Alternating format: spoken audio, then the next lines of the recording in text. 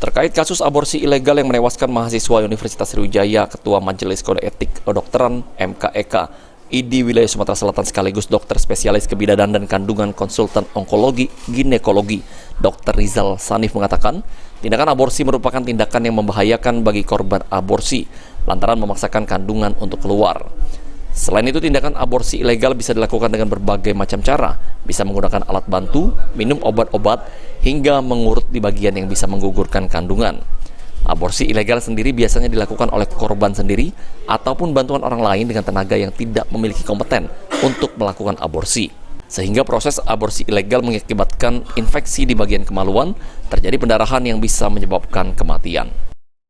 Yang paling banyak dampak aborsi yang ini ya adalah satu pendarahan ya.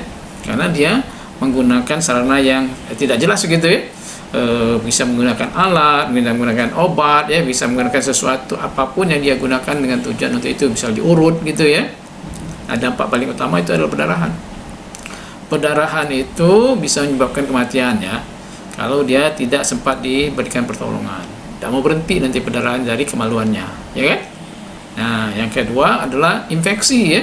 Infeksi ini juga banyak kasusnya. Kalau dia infeksi bisa sampai yang namanya dia infeksi berat ya, sepsis, bisa meninggal ya. Ini yang paling banyak merugikan ya. Nah, salah satu kasus ini ya aborsi yang ilegal ya, menyebabkan dia terjadi pendarahan ya. Kenapa dia terjadi pendarahan?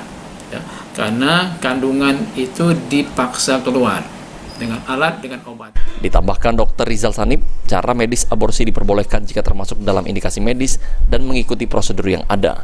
Aborsi diperbolehkan apabila kandungan akan membahayakan jiwa pasien dan pasien memiliki penyakit abortus atau kematian janin di dalam kandungan secara mendadak sebelum kehamilan memasuki usia 20 minggu. Eki Saputra, PAL TV.